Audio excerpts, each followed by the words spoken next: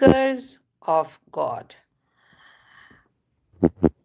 We are going to present today again the next episode of Mahapurush Maharaj's Spiritual Talks. Hope you are enjoying the talks. Do subscribe to our channel and like and share our videos. So let's see what we are going to do today.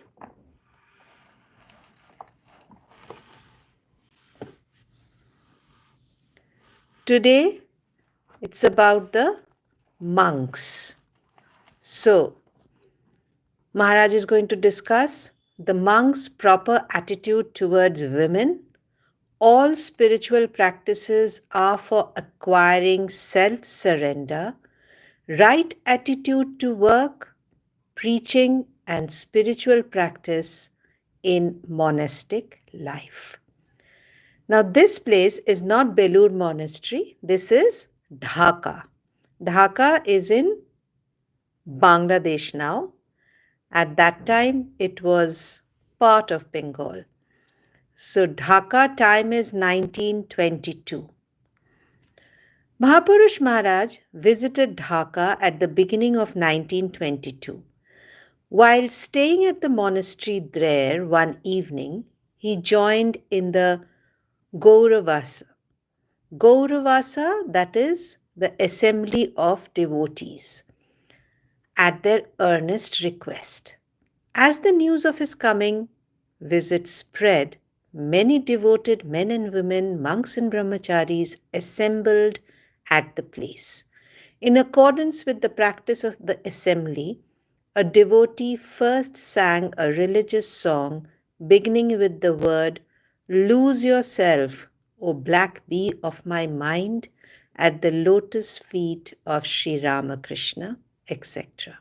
Next, the Kathamrita, the Gospels of Sri Ramakrishna, was to be read. But the devotees were eager to hear Mahapurushji. He, however, insisted on Kathamrit being read, and so the reading started. At one place, in connection with the strict rules of monk's life, the master says, "For a monk, it is incumbent to give up greed and passion. He must not even look at the picture of a woman." In this context, a brahmacharin asked Mahapurushji, "Maharaj, the master says that a holy man should not so much as look at the picture of a woman, whereas we have even to speak with them in connection with the various duties we undertake. How are we to acquit ourselves under such circumstances?" Mahapurushji kept silent for a few moments and then said, "Look here, my son. Did you not live with your mother and sister at home? When you have to talk with women in connection with your duties, have the same unsophisticated mind and the same childlike attitude as you had at home with the women of your family. Have the idea in your mind that they are your mothers and sisters. But it goes without saying that unless a special necessity arises, it is best to avoid conversation with women, even though they be devotees, and particularly so when alone. You can talk about the necessary matters in public. You have to embrace the monastic life. You should always keep your vows intact and your ideal before you whenever you take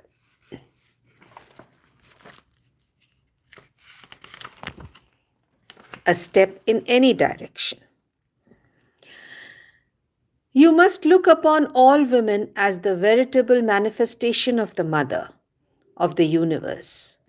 This is spiritual discipline for you, the brahmachari. Even so, if the mind becomes affected by degrading ideas, what shall we do, Maharaj?" In answer to this, Mahapurushji said in rather a stern voice, "People in whose hearts passion stirs up under all circumstances at the very sight of a woman, are not only not fit to be monks at all, they are not even fit to live in human society. The remedy for them is to retire to a solitary place that is entirely free from women, where they may not even have the sight of a woman. They should return to society after totally eradicating those beastly propensities through the hard spiritual practice. Society too has its own rules, its own discipline. When the reading of the Kathamrita had progressed a little further, one of the members of the audience asked, "What is the best path for realizing God?" Mahapurushji. The scriptures contain various instructions for realizing God, but the final word is self surrender. One can be free from all worries only by surrendering oneself at the blessed feet of God and continuing there with absolute reliance. In the Gita, the Lord instructs Arjun about yoga, devotion, knowledge, and all other things, and then says, "Relinquishing all dharmas, that is, duties, take refuge in me alone. I will liberate you from all sins. Grieve not." That is the basic idea. The Lord promises, "Free yourself from all ideas of merit and demerit and everything else, and take refuge in me. I shall save you from all sins." But it is true that complete self surrender and taking refuge in God do not come in a day. It is an uphill task. All practices you undertake, worship, study, japa, meditation, hard austerities, all that is meant for leading you to take refuge in Him. And above all, God's grace is needed. If one goes on meditating and reflecting on God and praying to Him with undivided attention, He becomes compassionate and grants him extremely rare self surrender. On another occasion, a monastic member of Dhaka monastery said to Mahapurushji with a heavy heart, "Raja Maharaj, Swami Brahmananda told me, wherever or whenever, whatever else you may do, you must not forget to make japa in the mornings and evenings. And yet, the nature of my work is such, holding religious classes, conducting religious songs in groups, that I have to go out in the evenings at least 5 days a week. I have no time to sit for japa in the evenings. This upsets me very much."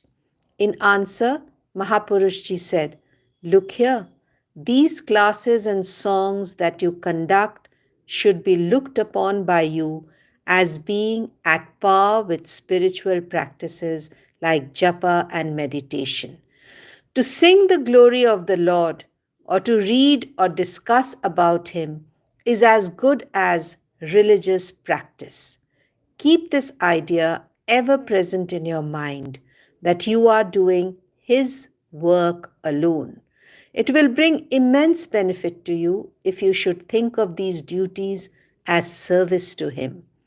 After returning from your work of songs and classes, you should sit for japa and meditation whenever you have a little time in hand. You must practice japa regularly, even if necessary, just before going to sleep. You have got to obey Maharaj's order properly." A devotee asked him, "The master used to say that one cannot realize God so long as one has the least vestige of desire for worldly things. Just as the thread cannot pass through the eye of a needle so long as even a single fiber juts out. But our minds are full of innumerable passions and desires. What is the way for us?" Mahapurushji kept silent for a while and then said, "There is a way. To your mind, which is the thread, apply a little oil and water in the form of faith and devotion, and carefully twist in the loose fibers of your passions and desires." This is a very important aspect for householders. He is saying, I'll read it once more. To your mind, which is the thread, apply a little oil and water in the form of faith and devotion, and carefully twist in the loose fibers of your passions and desires. Then the mind will easily merge at the blessed lotus feet of the Lord. Call on Him with all earnestness and tell Him of the extreme misery you feel in not being blessed with the vision of Him. He is very kind to those who take refuge in Him, and He never betrays the trust one has in Him. So the Lord never betrays trust. So Mahapurush Maharaj is asking us to have complete faith in the Lord, because He will never ever betray us. So on that note, we must keep our devotions at the lotus feet of the Lord, whatever may come. Hope you enjoyed today's episode. Stay tuned to Devakshar, like and share our videos, and do subscribe to the channel if you haven't already. Thank you so much for being with us. Namaskar.